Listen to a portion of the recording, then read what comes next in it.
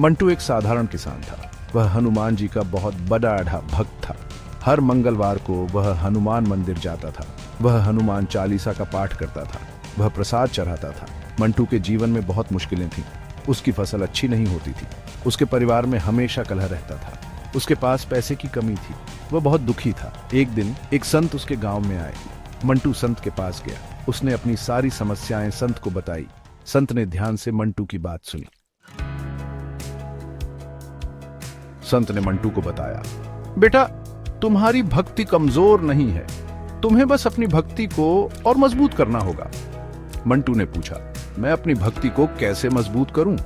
संत ने कहा, तुम हर मंगलवार को हनुमान जी का व्रत रखो। 21 मंगलवार तक लगातार व्रत रखो। हर मंगलवार को हनुमान चालीसा का 108 बार पाठ करो। तुम्हारी सारी समस्याएं दूर हो जाएंगी।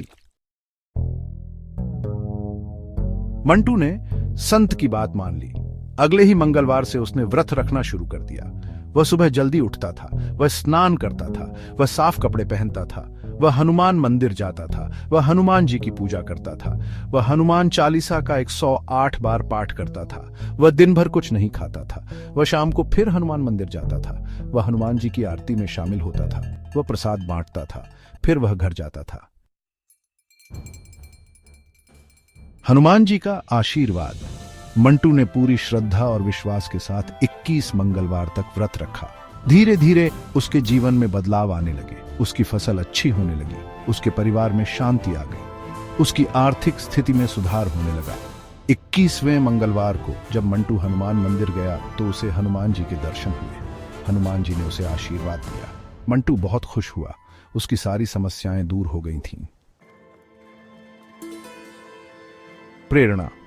मंटू की कहानी से हमें यह सीख मिलती है कि सच्ची भक्ति से असंभव को भी संभव बनाया जा सकता है। हमें कभी भी अपनी आस्था नहीं खोनी चाहिए। हमें हमेशा भगवान पर भरोसा रखना चाहिए।